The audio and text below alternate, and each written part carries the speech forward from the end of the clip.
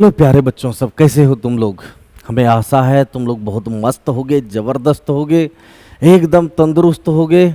और बच्चों सब तुम लोगों की पढ़ाई भी बिल्कुल ज़बरदस्त रूप से आगे बढ़ रही होगी। बच्चों, मैं राकेश सर, पहचान गए होगे।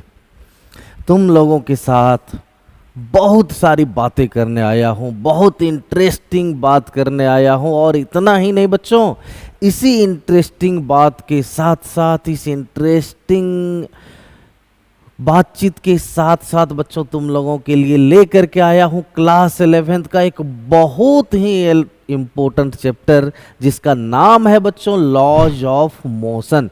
समझे बच्चों सब, न्यूटन्स लॉज ऑफ मोशन तुम लोगों ने पढ़ा होगा। First law, second law, third law, inertia, momentum. बच्चों यह सब तो तुम लोग पढ़े हुए होगे। अगर पढ़े हुए नहीं हो तो कम से कम 9th क्लास में नाम तो जरूर सुना होगा बच्चों। तो आज हम लोग इस इम्पोर्टेंट चैप्टर को तुम लोगों के साथ बहुत आसान तरीके से समझने का प्रयास करेंगे। इसमें बच्चों हम लोग ने इस चैप्टर को कई पार्ट में डिवाइड कर दिया है। एक पार्ट में बच्चों हम लोग थ्योरी को समझते हैं, दूसरा पार्ट में हम लोग लेकर के आएंगे बच्चों बहुत ही इंटरेस्टिंग एक्सपेरिमेंट। सब इस चैप्टर से रिलेटेड जो बच्चों एक्सपेरिमेंट है ना, उसे भी तुम लोगों के साथ हम एक्सपेरिमेंट करके दिखलाएंगे। और तुम बच्चे सब जो यहाँ बैठे हुए हो, वे सब हम लोग एक साथ मिलकर के उस एक्सपेरिमेंट को परफॉर्म भी करेंगे। तो बच्चों सब इस इम्पोर्टेंट चैप्टर से बहुत कुछ हम लोगों को सीखने को मिलेगा। तो चलो शुरू करते हैं हम लोग बच्चों इस बहुत ही इम्पोर्टेंट चैप्टर को, जिसका नाम है लॉज ऑफ मोशन। क्या नाम है बच्चों? Laws of motion. ठीक है, बहुत अच्छी बात है। लॉज ऑफ मोशन एक चैप्टर है, बहुत इंटरेस्टिंग है। सबसे पहले बच्चों इसमें हम लोग जानने के लिए जा रहे हैं कि फोर्स क्या होती है। फोर्स को डिफाइन करने के लिए जा रहे हैं। तुम लोग बच्चों कहोगे कि सर हम लोग तो कई बार फोर्स का डिफिनेशन ऑलरेडी पढ़ चुके हैं। बच्चों क्या करोगे, फोर्स एक ऐसा फिजिकल क्वांटिटी है जिसकी ज़रूरत मिला जुला करके कह सकते हो एवरी चैप्टर में कई बार पढ़ जाती है। तो हम लोगों को फोर्स के बारे में जानना ही पड़ेगा बच्चों। तो चलो देखते हैं कि फोर्स है क्या बच्चों। देखो, जब बच्चों कोई बॉडी रेस्ट में है और तुम उस पर फोर्स लगाते हो तो बॉडी मोशन में आ जाती है। तो देखा फोर्स ने क्या किया, जो बॉडी रेस्ट पर था उसको मोशन में ला दिया। दूसरी बात बच्चों, जब तुम कोई बॉडी मूव कर रही है और तुम फोर्स लगा देते हो तो वह रुक जाती है। मतलब बच्चों फोर्स किसी मूविंग बॉडी को रोक भी सकता है। और इतना ही नहीं बच्चों, हम फोर्स लगा करके मोशन के डायरेक्शन को भी चेंज कर सकते हैं। तो समझ लो फोर्स क्या क्या सब कर सकता है। अगर कोई बॉडी रेस्ट में है तो उसे मोशन में ला सकता है। अगर बच्चों बॉडी मोशन में है तो उसे रोक सकता है। और इतना ही नहीं बच्चों, मोशन के डायरेक्शन को भी चेंज कर सकता है। समझे बात को? तो चलो देखो फोर्स का डिफिनेशन कैसे हम लोग लिखते हैं। तो force is that physical quantity which causes motion in a body, stops a moving body and changes the direction of motion of a body।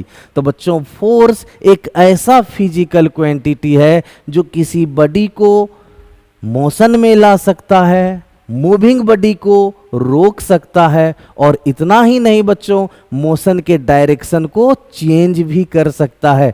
समझे बात को? तो इतने आसान तरीके से आज तक तुम लोगों ने फोर्स को समझा था क्या? समझा भी होगा, ऐसा मैं नहीं कह रहा, लेकिन हमें आशा है कि मैंने जिस तरीके से समझाया तुम लोगों के माइंड में सेट हो गया होगा कि फोर्स किसी बॉडी को मोशन में ला सकता है, मूविंग बॉडी को रोक सकता है, मोशन के डायरेक्शन को चेंज कर सकता है। तो यह है बच्चों फोर्स का कमाल। अब बच्चों हम लोग चलते हैं किसके तरफ? इनर्शिया के तरफ। तुम लोग इसे जानते हो, हिंदी में क्या बोलते हो बच्चों? हिंदी में तुम लोग इनर्शिया को बोलते हो जड़त्व। क्या बोलते हो? जड़त्व बोलते हो। देखो बच्चों, कोई भी बॉडी अगर रेस्ट में है तो अपने आप मोशन में आता है क्या? नहीं, रेस्ट से मोशन में लाने के लिए तुम्हें फोर्स लगाना पड़ता है। अब क्वेश्चन यही आता है कि हमें किसी बॉडी को रेस्ट से मोशन में लाने के लिए फोर्स क्यों लगाना पड़ता है, मतलब अवस्था में परिवर्तन लाने के लिए फोर्स क्यों लगाना पड़ता है। तो इसका मतलब है बच्चों कि कोई बॉडी अगर रेस्ट में है तो उसमें एक टेंडेंसी होती है कि वह रेस्ट में ही रहेगा। किसमें रहेगा? रेस्ट में। अब जब तुम उसको रेस्ट से मोशन में लाओगे तो चूंकि उस बॉडी में टेंडेंसी है रेस्ट में ही रहने का और तुम उसको लाना चाहते हो मोशन में, तो बच्चों वह तुम्हारा अपोज करेगा कि नहीं करेगा? तो जिस टेंडेंसी के द्वारा वह अपनी अवस्था परिवर्तन का, स्टेट चेंज का विरोध करता है, अपोज करता है, उसको कहते हैं बच्चों इनर्शिया। समझे बात को? ऐसे समझ लो कि कोई भी बॉडी क्यों नहीं हो, अगर वह रेस्ट में है तो उसकी टेंडेंसी है रेस्ट में ही रहने का, अगर मोशन में है तो उसकी टेंडेंसी है मोशन में ही रहने का, जिस डायरेक्शन में जा रही है उसकी टेंडेंसी होती है उसी डायरेक्शन में जाने का। अगर तुम उसकी अवस्था में किसी भी टाइप का चेंज लाना चाहते हो बच्चों तो तुम्हें लगाना पड़ता है फोर्स। इसलिए लगाना पड़ता है क्योंकि वह अपनी अवस्था परिवर्तन का अपोज करता है, विरोध करता है। समझे बच्चों? क्या करता है? अपोज यानी विरोध। और जिस टेंडेंसी के द्वारा वह अपनी अवस्था परिवर्तन का, स्टेट चेंज का अपोज करता है उसी को बच्चों हम लोग कहते हैं इनर्शिया। तो हम लोग सिंपल तरीके से इसे डिफाइन कर सकते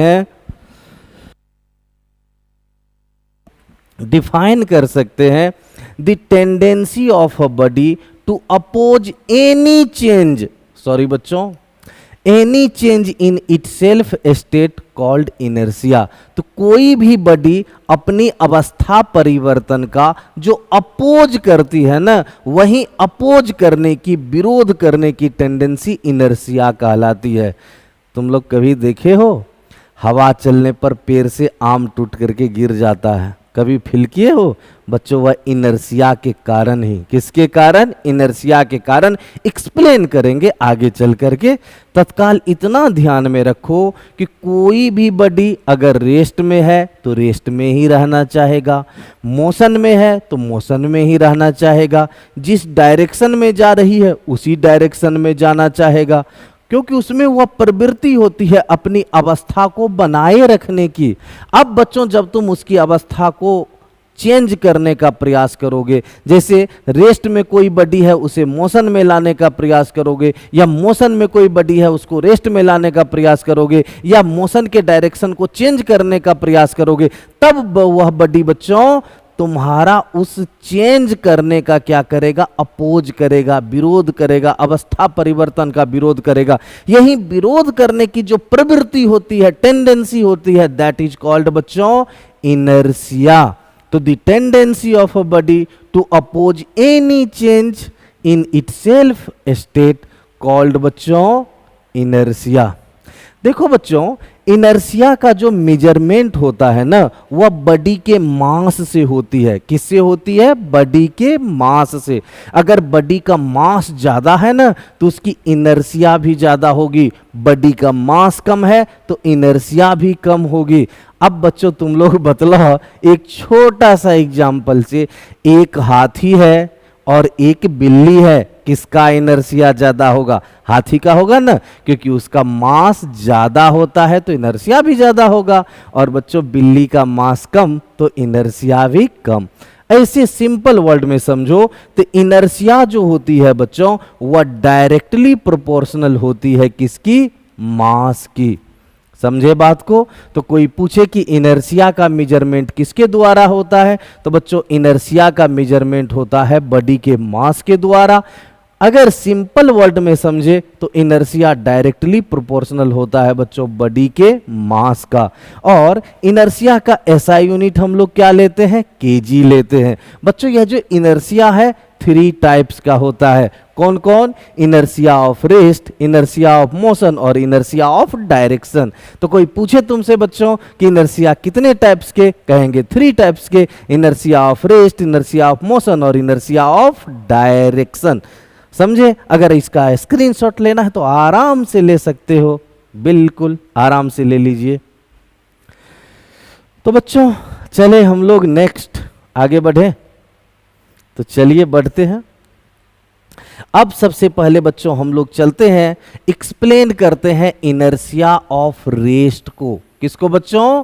इनर्शिया ऑफ रेस्ट को। चलो एक छोटा सा एग्जांपल लो बच्चों।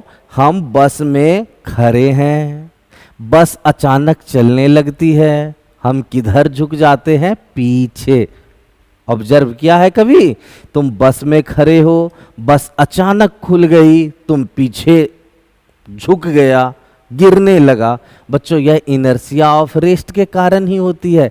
इतना ही नहीं, हवा चलने पर जो पेड़ से फल टूट करके गिरते हैं ना, आम, सेब, संतरा, हवा चलेगी या पेड़ को हिला, वह टूट कर के जो नीचे गिरती है बच्चों, उसके पीछे का रीजन भी है इनर्शिया ऑफ रेस्ट।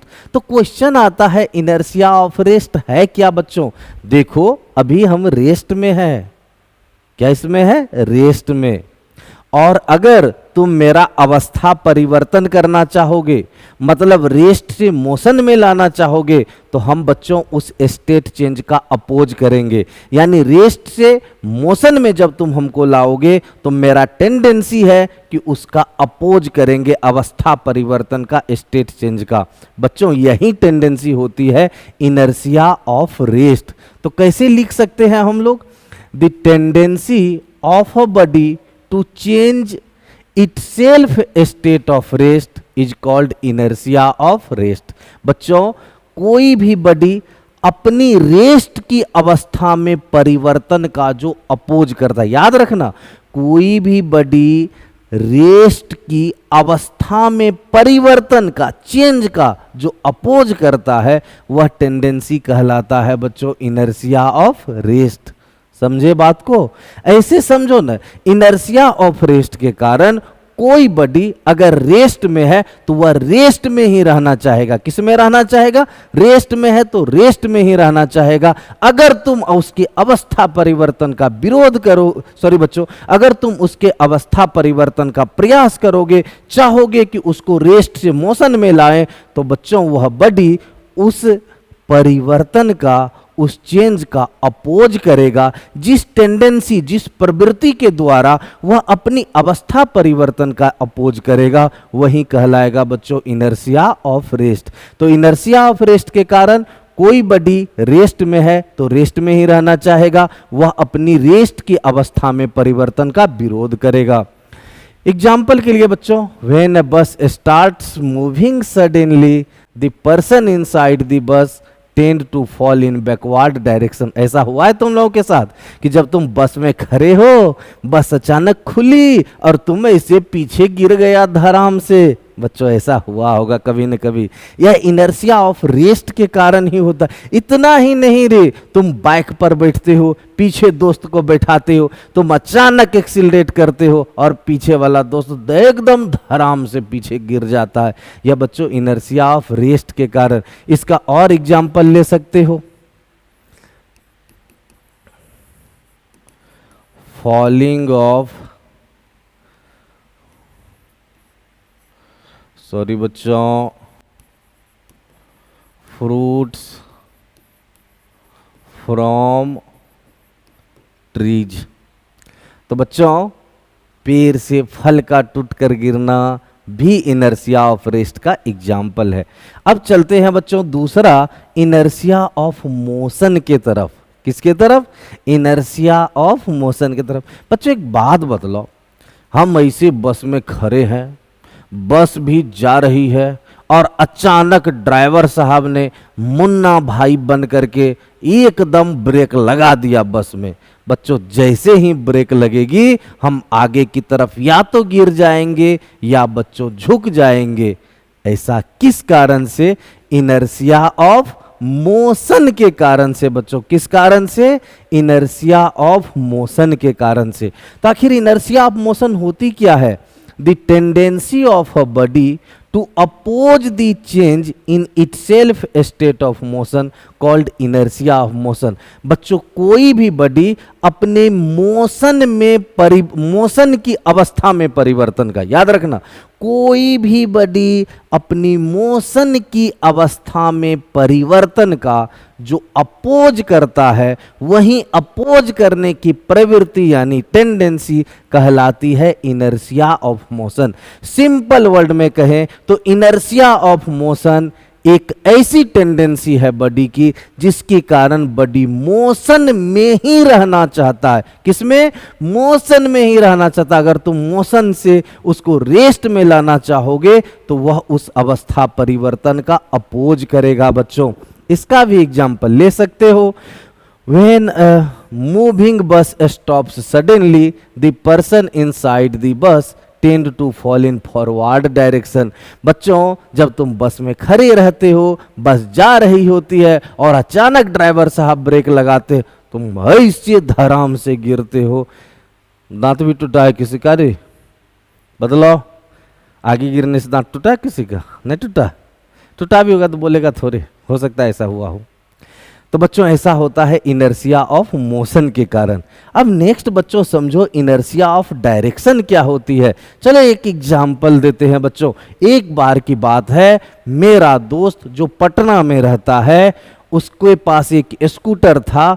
उस स्कूटर के साथ प्रॉब्लम यह थी कि स्कूटर को हो चुका था 22 साल। मैंने उस स्कूटर को बेचवा दिया 4000 रुपया में कबाड़ी खाना में।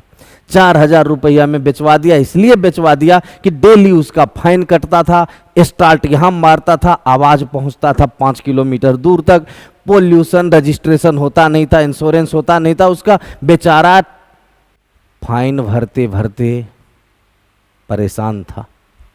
हम भी उसका छुटकारा कह सकते हो जान छुड़ाने के लिए उस स्कूटर को बेचवाइए दिए। बेचवा तो दिए, बेचारा दूसरा दिन हमको सुबह सुबह छाता लेकर के जाते हुए मिला। मैंने दूर से ही पहचान लिया और पहुंच गए उसके पास। पूछे कहाँ? वो भी बोला जा रहे पीएमसीएच। एकदम गुस्सा में तेजी में छाता लेकर जा रहा। बोले कहाँ? पीएमसीएच जा रहे हैं। काहे? अरे जा रहे हैं। बोले अरे काहे जा रहे हैं? अरे काम है तब न जा रहे हैं। हम बोले अरे भाई ऐसा कौन सा काम है कि आप पीएमसीएच चल दिए? वहां तो पेशेंट सबका इलाज होता, आप काहे जा रहे? हम आपको पेशेंट नहीं दिखते हैं? हम नीचे देखे उसका कहीं। बोले कहाँ देखते हैं पेशेंट? बोले आप नीचे कहाँ देख रहे हैं तो कहाँ से देखिएगा, ऊपर थोड़ा सा सर उठाइए। ऐसे किए, छाता के अंदर में देखे पूरा सर में बैंडेज लगा हुआ। बोले हा हा हा हा ये कैसे हो गया? बोले कैसे हो गया? आपका करनी का फल भोग रहे। बोले भाई साहब हम ऐसा कौन सा पाप किए कि मेरा पाप का फल आप भोग रहे? बोले अरे चुप रहिए, आपने स्कूटरवा बेचवाते न मेरा सर फूटता। बोले अरे स्कूटरवा तो आपका जान छुड़ाने के लिए बेचवा दिया। आप कह रहे हैं कि नहीं ऐसा बेचवाते या नहीं ऐसा होता। अरे आपका जान छुड़ाने के लिए तो स्कूटरवा बेचवाए, कितना फाइन भरते रहते आप। बोले क्या बात करते हैं आप? स्कूटरवा बिका मेरा सर फूट गया। बोला अरे भाई स्कूटरवा के बिकने से सर का फूटना का क्या लेना देना? अरे आप नहीं समझिएगा ना। बोले अरे भैया बोलिएगा तब तो समझेंगे। बोला कि देखिए कल हम सब्जी खरीदने और चाट खाने स्टेशन आ रहे थे, रिक्शा से डाक बंगला चौराहा पर रिक्शा वाला ऐसा लहरिया कट मारा कि हम सीधे रिक्शा से फेंका गए। अब बच्चों लहरिया कट मारा समझे ना, मतलब ऐसे रिक्शा घुमाया कि बेचारा सीधे रिक्शा से फेंका गए। जानते इसके पीछे का रीजन? वह है इनर्शिया ऑफ डायरेक्शन। क्या बच्चों?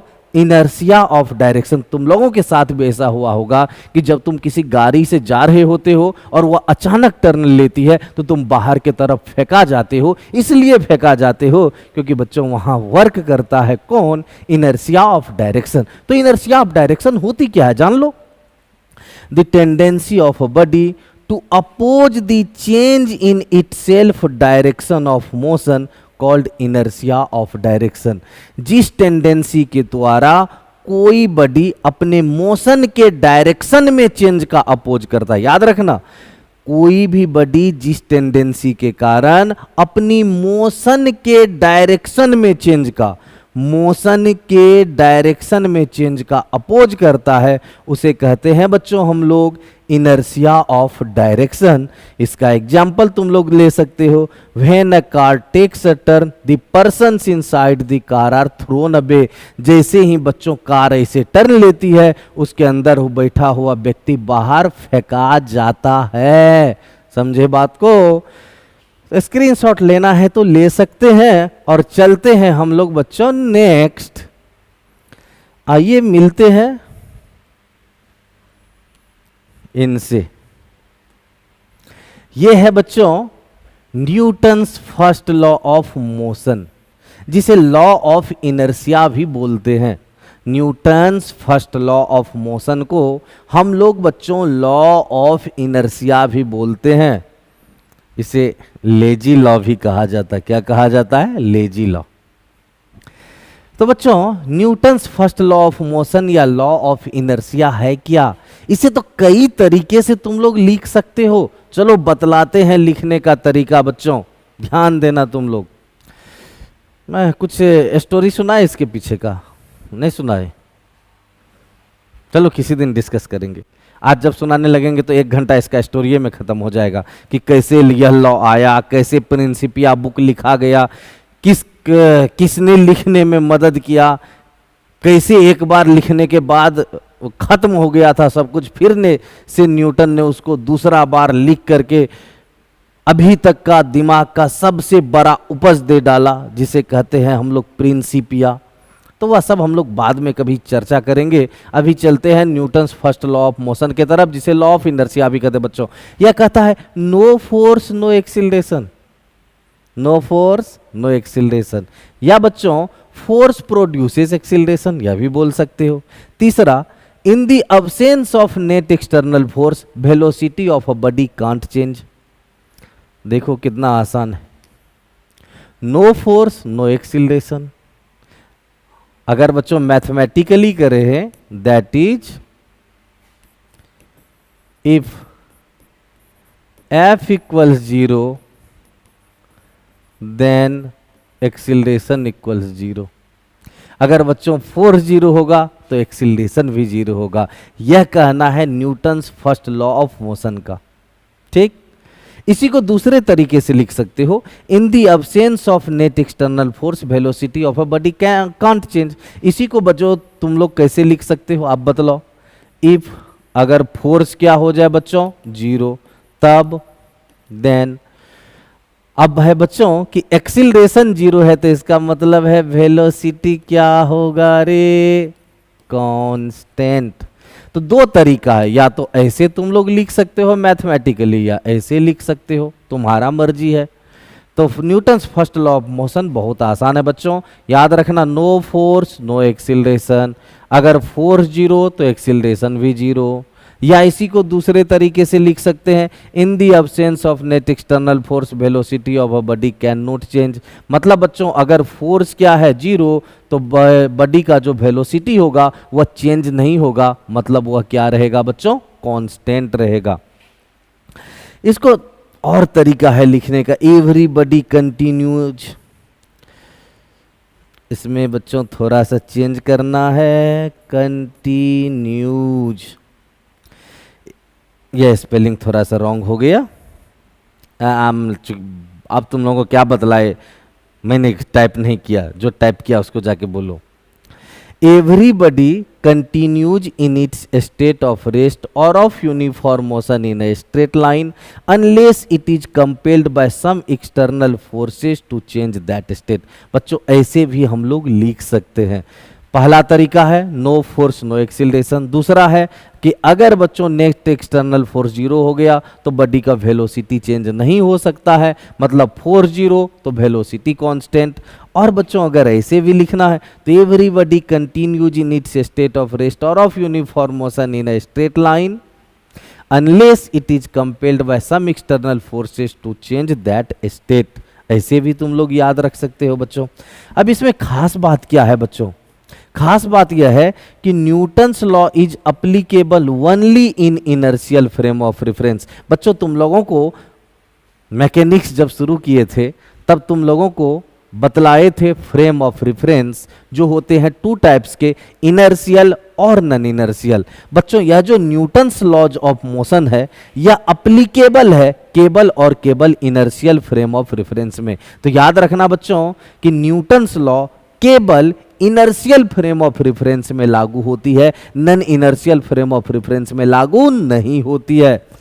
नेक्स्ट बच्चों, Newton's first law of motion only defines force. अब तुम लोगों से कोई क्वेश्चन पूछ सकता है कि आप जो Newton's first law of motion पढ़े हैं इससे आपको मिलता क्या है? इससे मिलता है बच्चों फोर्स का केवल डिफिनेशन, ओनली डिफिनेशन। समझे बात को ना? तो Newton's first law of motion याद रहेगा, जिसे लॉ ऑफ इनर्शिया भी कहते हैं, जिसे लेजी लॉ भी कहते हैं। बच्चों नो फोर्स नो एक्सीलरेशन, या अगर एक्सटर्नल फोर्स जीरो है तो वेलोसिटी कांस्टेंट होगा। या बच्चों everybody continues in its state of rest or of uniform motion in a straight line unless it is compelled by some external forces to change that state. मतलब कोई भी body अपनी अवस्था को बनाए रखना चाहती है, तब तक बनाए रखना चाहती है जब तक कि उस पर कोई बाहर से फोर्स लगा करके उसके अवस्था में परिवर्तन का प्रयास नहीं किया जाए। न्यूटन्स लॉ केवल किसमें अप्लीकेबल है बच्चों? इनर्शियल फ्रेम ऑफ रेफरेंस में, only inertial frame of reference में अप्लीकेबल है। Newton's first law of motion से हमें केवल बच्चों प्राप्त होता है डिफिनेशन, किसका डिफिनेशन? फोर्स का। आगे बढ़ा जाए, पक्का? अरे चुन्नौ मुन्नौ सब का सब बोल रहा है तुम लोग रे, ठीके तो हो रे, तुम लोग तो जो है ना ऐसा ऐसा बात बोल रहा है।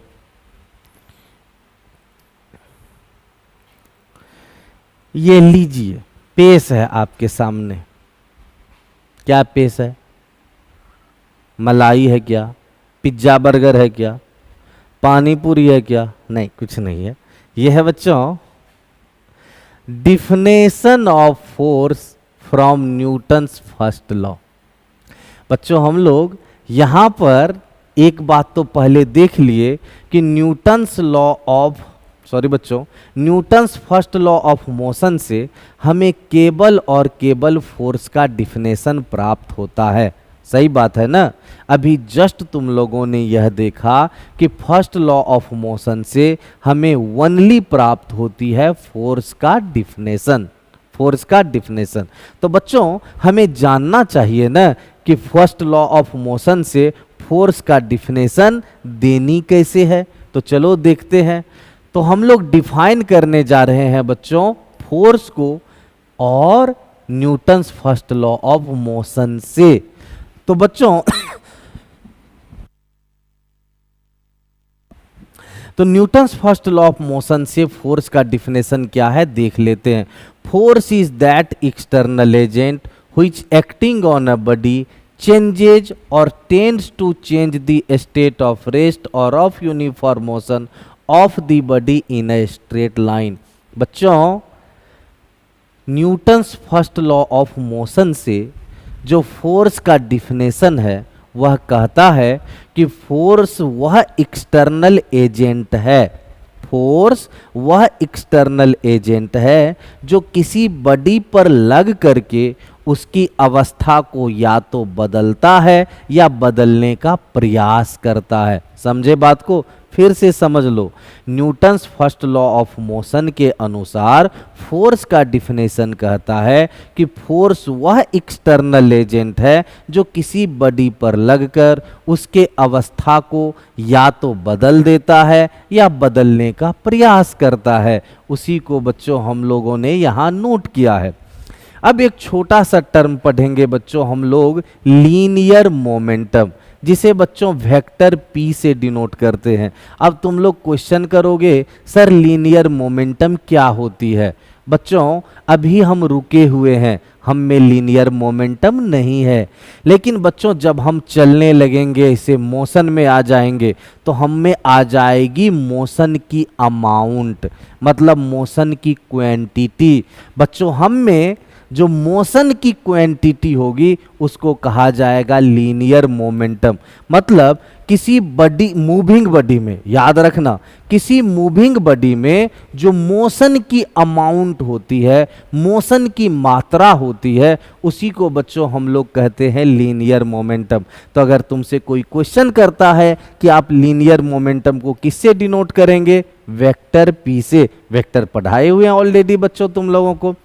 और दूसरी बात, अगर तुमसे कोई यह पूछता है कि लीनियर मोमेंटम है क्या, तो तुम कहना भैया जी आप मूव कर रहे हैं ना, तो जब आप मोशन में है तो आप में जो मोशन का अमाउंट है उसे कहते हैं लीनियर मोमेंटम। बच्चों उसे ऐसे डिफाइन करते हैं, the product of mass, sorry बच्चों थोड़ा सा खांसी होने लगा, लगता है एसी तेज हो गया ज़्यादा क्या। अब बुजुर्ग आदमी है ना, ठंडा लग जाता है। The product of mass and velocity of a moving body is called its linear momentum. बच्चों जब कोई बॉडी मोशन में होती है तब उसके मास और वेलोसिटी का जो प्रोडक्ट होता है उसे कहते हैं लीनियर मोमेंटम। याद रहेगा तुम लोगों को कि जब कोई बॉडी मोशन में होती है, मूव कर रही होती है, तब उसके मास और वेलोसिटी का जो प्रोडक्ट होता है, गुणनफल होता है, उसे बच्चों हम लोग कहते हैं लीनियर मोमेंटम। क्या कहते हैं? Linear momentum. तो linear momentum of a body हो जाएगा बच्चों मास इंटू वेलोसिटी, तो vector p equals m into vector v, तो p इक्वल्स हो गया एम भी। बच्चों यह जो लीनियर मोमेंटम है यह वेक्टर क्वांटिटी है। SI यूनिट kg मीटर पर second, CGS unit gram centimetre पर सेकेंड। डायमेंशनल फार्मूला बच्चों mLt-1 होता है। और अगर बॉडी रेस्ट में रहा, अच्छा तुम ही लोग बतलाओ, अगर बॉडी रेस्ट में है तो उसमें मोशन की क्वांटिटी तो है ही नहीं, तब बच्चों उसका लीनियर मोमेंटम क्या हो जाएगा? जीरो। समझे ना बात को? तो ये रहा लीनियर मोमेंटम का बात। अब तुम लोग एक बात बतलाओ, किस किस बॉडी में लीनियर मोमेंटम होगी बच्चों? किस किस बॉडी में लीनियर मोमेंटम होगी? नहीं पता? रोड पर बस जा रही है उसमें लीनियर मोमेंटम होगी, हवाई जहाज उड़ रही हो उसमें लीनियर मोमेंटम होगी, तुम दौड़ रहे हो उसमें लीनियर मोमेंटम होगी, तुम साइकिल से जा रहे हो तुम में भी बच्चों लीनियर मोमेंटम होगी। समझे बात को? हवा जो बह रही है ना उसमें भी लीनियर मोमेंटम होती है। जो कुछ भी मूविंग है बच्चों उसमें लीनियर मोमेंटम होती है। अब एक बात तुम लोगों से हमने डिस्कस करना छोड़ दिया जो सही नहीं लग रहा है, सोच रहे एक बार बैक हो जाए और चर्चा करें। बच्चों तुम लोगों ने फर्स्ट लॉ ऑफ मोशन या लॉ ऑफ इनर्शिया तो पढ़ा, लेकिन इसका एग्जाम्पल क्या शब्द दोगे? अगर कोई पूछ देगा कि फर्स्ट लॉ ऑफ मोशन का एग्जाम्पल, बहुत सारा एग्जाम्पल है। तुम्हारा घर में टेबल है, टेबल पर बुक रखा हुआ है, यह भी बच्चों एक एग्जाम्पल है। किसका? Newton's first law of motion का। अरे बुक अपने आप टेबल पर से हटेगा क्या? हटाने के लिए तुमको फोर्स लगाना पड़ेगा। मतलब सीधा सा बात है कि बुक पर जब तक फोर्स नहीं लगाएंगे एक्सीलरेशन नहीं होगी। तो बच्चों तुम्हारा घर में टेबल है, टेबल पर बुक रखी हुई है, वह एग्जाम्पल है फर्स्ट लॉ ऑफ मोशन का। तुम लोग देखते हो कि कोई बॉल को गरका के छोड़ देते हो, वह गरकते रह जाता, रोल करते रह जाता है, वह भी बच्चों Newton first law of motion का एग्जाम्पल है। तुम कोई मोटरसाइकिल को स्टार्ट करके और उसका ब्रेक नहीं लेकर के अगर छोड़ देते हो तो वह भी बहुत दूर तक बिना किसी क्या कह सकते हो रुकावट के चलती रह जाती है, वह भी बच्चों एक Newton first law of motion का एग्जाम्पल हुआ।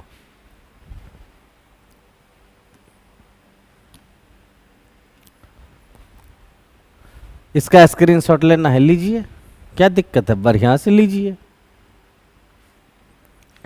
हाँ अब तुमने बात पकड़ा, तुम सही कह रहे हो, बात तो यही है बउआ रे।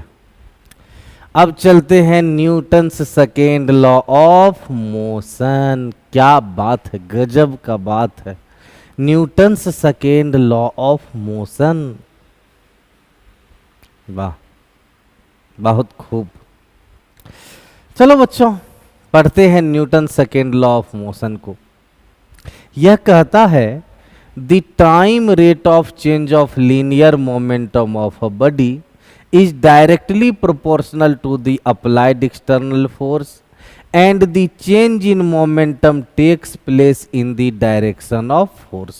बच्चों यह कहता है कि देखिए, सुन रहे हो, कि किसी बॉडी के लीनियर मोमेंटम में जो चेंज होता है, किसी बॉडी के लीनियर मोमेंटम में जो चेंज होता है, उसका टाइम रेट डायरेक्टली प्रोपोर्शनल होता है बच्चों, किसका? फोर्स का। फिर से सुनो, कोई बॉडी है, उसका जो लीनियर मोमेंटम होगा, उस लीनियर मोमेंटम का जो टाइम रेट होगा, लीनियर मोमेंटम के चेंज का जो टाइम रेट होगा, वह डायरेक्टली प्रोपोर्शनल होगा बच्चों फोर्स का। और मोमेंटम में चेंज उसी डायरेक्शन में होता है जिस डायरेक्शन में फोर्स लगती है। फिर से सुन लो, तुम लोग हिंदी में भी पढ़ा होगा, किसी वस्तु के रेखीय संवेग में परिवर्तन की दर, किसी वस्तु के रेखीय संवेग में परिवर्तन की दर आरोपित बाहरी बल का सीधा समानुपाती होता है, और संवेग में परिवर्तन उसी दिशा में होती है जिस दिशा में बल कार्य करता है। तो बच्चों सिंपल वर्ड में समझे तो जब लीनियर मोमेंटम को टाइम से डिवाइड करोगे तो वह डायरेक्टली प्रोपोर्शनल होगा फोर्स का, और लीनियर मोमेंटम में जो चेंज होगा वह उसी डायरेक्शन में होगा जिस डायरेक्शन में फोर्स लग रहा होगा। तो बच्चों सपोज कर लेते हैं चेंज इन लीनियर मोमेंटम, देखा, change in linear momentum in dt time. बच्चों dt टाइम में चेंज इन लीनियर मोमेंटम मान लिए dp, याद रखो dt टाइम में चेंज इन लीनियर मोमेंटम क्या है बच्चों? dp। और एक्सटर्नल फोर्स कितना है बच्चों? f। तो change in linear momentum in time dt कितना है? dp। dt टाइम में चेंज इन लीनियर मोमेंटम है dp, और अप्लाइड एक्सटर्नल फोर्स कितना है बच्चों? f।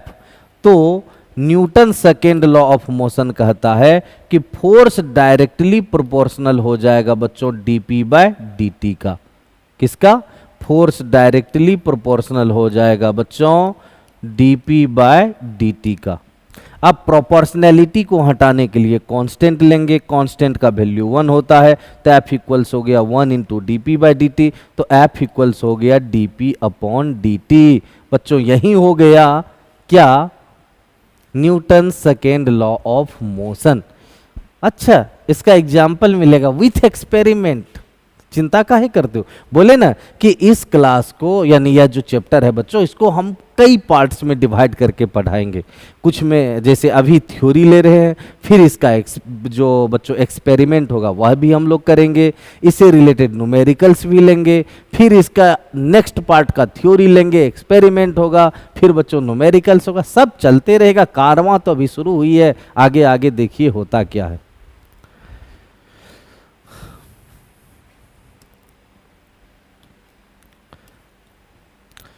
बच्चों सब इसमें 3 केस आ जाता है, जैसे तुम लोगों ने अभी देखा कि F इक्वल्स आया है बच्चों dp अपॉन dt।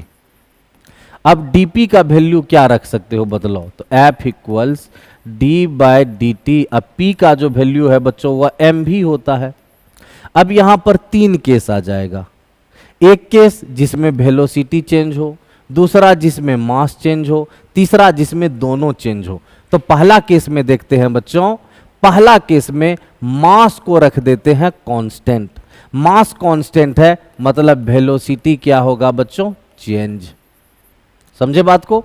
तो फर्स्ट केस में हम लोग मास को कांस्टेंट ले लेते हैं, वेलोसिटी चेंज होगा। जैसे बच्चों हम लोग मोटरसाइकिल से कहीं चलते हैं, बस से चलते हैं, ट्रेन से चलते हैं, तो इस केस में क्या होती है?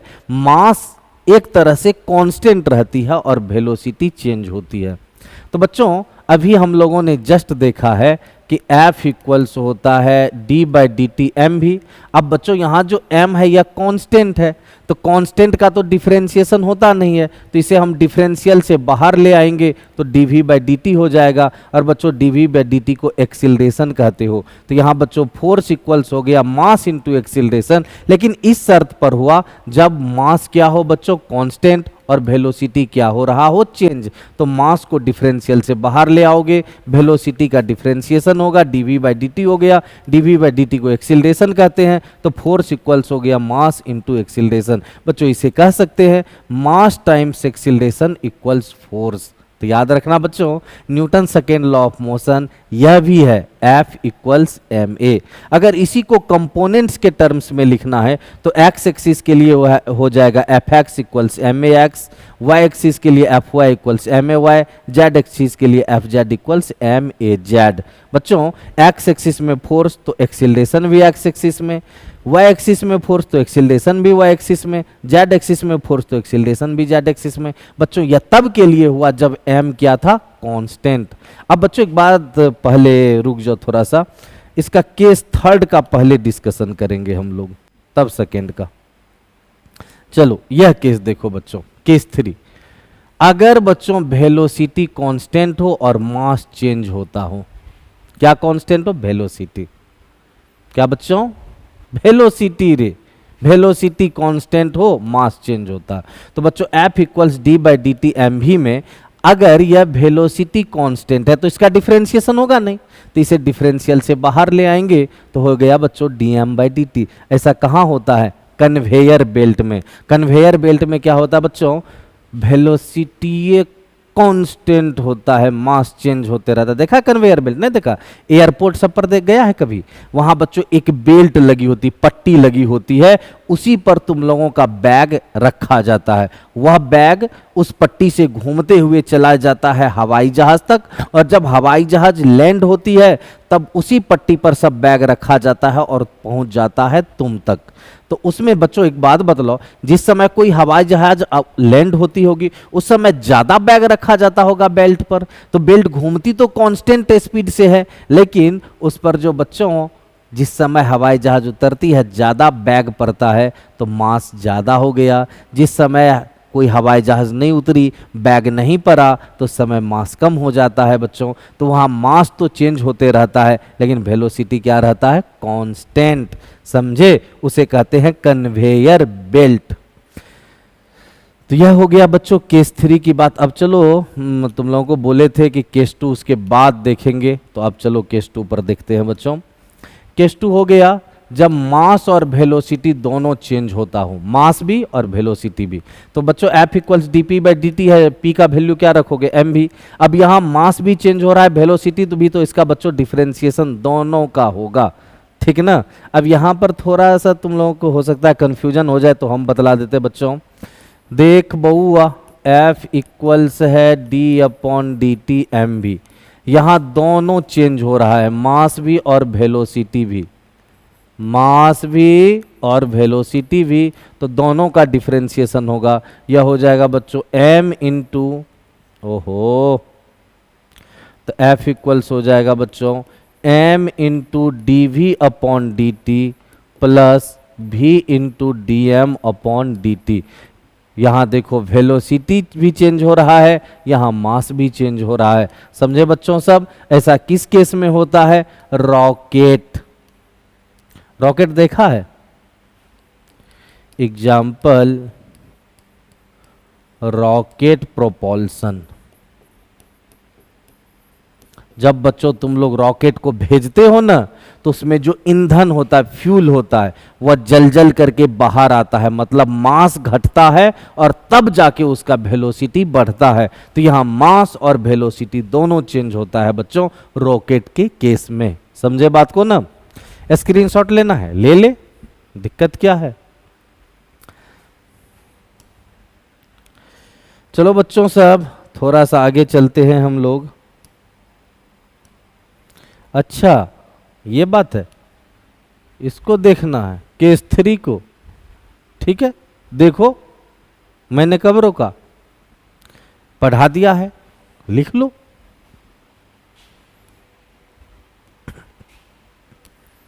चलो बच्चों आ जाते हैं नेक्स्ट, जीकेपी। कहोगे सर जीकेपी क्या होता है, गोल्डन की पॉइंट्स, गोल्डन की पॉइंट्स।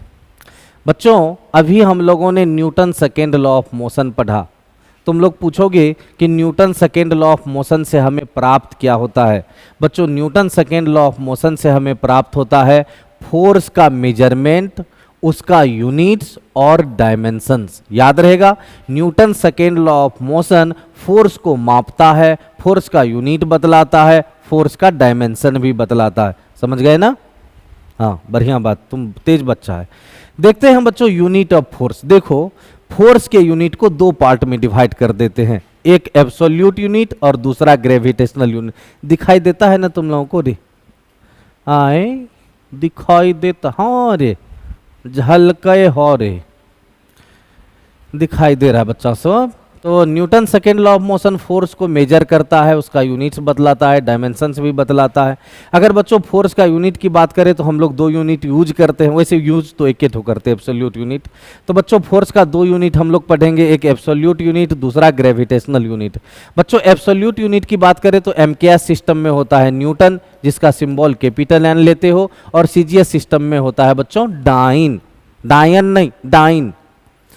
जबकि बच्चों ग्रेविटेशनल यूनिट एमकेएस सिस्टम में हो जाता है केजी वेट और केजी फोर्स, और बच्चों सीजीएस सिस्टम में हो जाता है ग्राम वेट या ग्राम फोर्स। याद रखना कि Newton second law of motion force को मेजर करता है, उसका यूनिट देता है, उसका डायमेंशंस भी देता है, यूनिट भी देता है, डायमेंशंस भी देता है। नेक्स्ट बच्चों, अगर फोर्स का एब्सोल्यूट यूनिट का बात करें तो एमकेएस सिस्टम में न्यूटन, सीजीएस सिस्टम में होता है डाइन। ग्रेविटेशनल यूनिट की बात करें तो एमकेएस सिस्टम में होता है केजी वेट या केजी फोर्स, सीजीएस सिस्टम में होता है ग्राम वेट या ग्राम फोर्स। बच्चों याद रखना 1 केजी वेट इक्वल्स 9.8 न्यूटन होता है और 1 ग्राम वेट इक्वल्स 980 डाइन होती है। डायमेंशनल फार्मूला की बात करें तो बच्चों फोर्स इक्वल्स होता है मास इंटू एक्सीलरेशन, मास का डायमेंशनल फार्मूला m, एक्सीलरेशन का lt - 2, तो यह हो गया बच्चों mlt - 2। एक बात जानते हो, Newton second law of motion को रियल लॉ ऑफ मोशन यानी वास्तविक नियम कहते हैं। कहोगे सर ऐसा क्यों? क्योंकि बच्चों सेकेंड लॉ से तुम लोग फर्स्ट लॉ भी प्राप्त कर सकते हो और थर्ड लॉ भी। तो कोई पूछ सकता है कि आप लोग जो न्यूटन साहब के मोशन के तीन लॉज पढ़े हैं, first law, second law, third law, उसमें किस लॉ को हम लोग कहते हैं रियल लॉ ऑफ मोशन? कहेंगे सर सेकेंड लॉ को हम लोग कहेंगे रियल लॉ ऑफ मोशन, क्योंकि सेकेंड लॉ से फर्स्ट लॉ भी प्राप्त हो जाता है और थर्ड लॉ भी प्राप्त हो जाता है। अब बच्चों तुम लोग एग्जाम्पल पूछना शुरू करोगे सेकेंड लॉ ऑफ मोशन का, लेकिन मेरा विचार है कि उसे एक्सपेरिमेंट के साथ अगर लेंगे ना तो मजा आ जाएगा उसका एग्जाम्पल। इसलिए इसका एग्जाम्पल को तुम लोग ढूंढ करके रखो, ठीक ना, कि जिस दिन एक्सपेरिमेंट करें उस दिन पढ़ने में आनंद आ जाए। आगे बढ़े, स्क्रीनशॉट लेना, ले ले। हो रे बउआ, मेरे विचार जानते हो, आज का क्लास यहीं तक रखे ना तो बेहतर होगा। हमें लगता है तुम लोगों को फर्स्ट लॉ और सेकंड लॉ से रिलेटेड बहुत सारा क्वेश्चन जो डाउट होगा, क्वेश्चन होगा, उसमें क्लैरिटी मिली होगी। लेकिन हाँ, ज़रूरी नहीं है कि सबका सब एक ही क्लास में तुम्हारा सब कुछ क्लियर हो जाएगा। नहीं होगा तो हम है ना, नेक्स्ट क्लास में आ रहे हैं ना, कमेंट बॉक्स में लिखना कहाँ कहाँ दिक्कत है, क्या क्या समस्या है, क्या क्या प्रॉब्लम है। इस बात के लिए नहीं कि सिनेमा देखने में क्या प्रॉब्लम है, पिज्ज़ा खाने में क्या दिक्कत है, मोबाइल ज़्यादा चलाने में क्या दिक्कत है, ये सब मत पूछना। जो पढ़ाई इससे रिलेटेड कोई प्रॉब्लम हो तो इसे कमेंट बॉक्स में जरूर लिखना। समझ गया ना? क्वेश्चन क्या दिए हैं कि सेकेंड लॉ ऑफ मोशन का एग्जाम्पल ढूंढ करके हमको जल्दी जल्दी कमेंट बॉक्स में बतलाते जाओ। जो सब बतलाओगे सबको प्राइज देंगे, इतना प्राइज देंगे, ऐसा प्राइज देंगे कि लगेगा कोई प्राइज ही नहीं मिला है। तो बच्चों आज के लिए बाय बाय।